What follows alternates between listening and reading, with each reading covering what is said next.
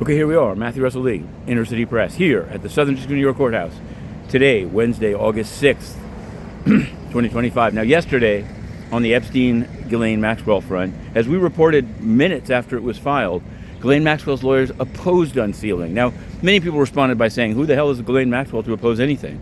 There's also some discussion that the conversation between Todd Blanche and Maxwell may have been recorded and transcribed, and they may just release it, not in response to Congress, just on their own.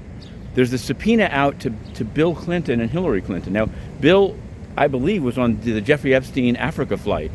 We actually, maybe Kevin Spacey was on it as well, a certain African-American comedian. There were various people on that flight, but it may be he's only being subpoenaed by the House Oversight Committee in connection with, as a government official that was in power during the various ways in which Jeffrey Epstein slipped justice. In any event, Ghislaine Maxwell does not want it unsealed. Yawn. More filings will probably due, and we're going to continue to report on that. Today could be the day. Roman storm of tornado cash. She's been on trial for more than 2 weeks. The deliberations are going into they began last week Thursday. They took Friday off. They did Monday. Then Tuesday they did only half a day because of a juror's pedicure. It's a little bit more complicated, but that's pretty much the headline. And today they'll resume. Yesterday they had some serious questions about, once again, about venue and about whether the only wallet that was under North Korea sanctions was the one was listed, which was not the one that deposited into tornado cash, because they used an alternate wallet, the double stop. So some people are saying that the questions look good for the defense. We may find out today. And to say it, we have volume 2 of 2. Crypto Tornado was the first one. The second one is all queued up and ready to go based on the verdict. And we're on tenterhooks.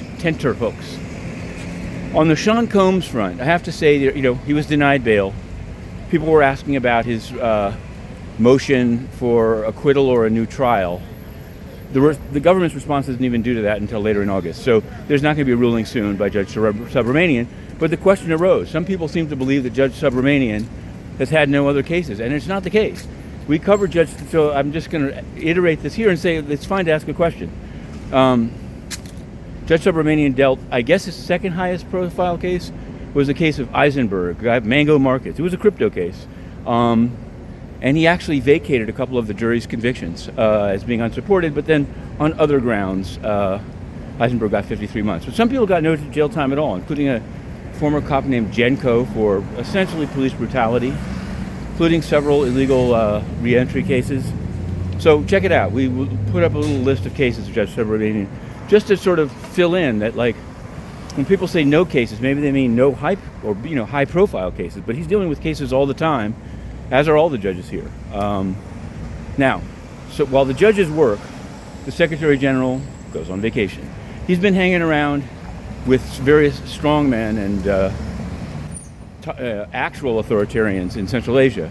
And then he's going to disappear, and nobody says where. They were asked yesterday in the UN noon briefing, somebody very politely asked, will he be back soon? No, he will not be back soon. Where is he going? Nobody knows. How much money is being spent? Nobody knows. And that's the problem. I mean, even leaders, people that people say are unaccountable, people generally know where they are. Not the case with Antonio Guterres. Well, we're going to remain on the case. They have us banned from the UN. We've applied to re-enter. And so I'm going to pursue that. But inside or out, we continue reporting. And we're going in now for Roman Storm. Volume 2 could be out today. To be continued.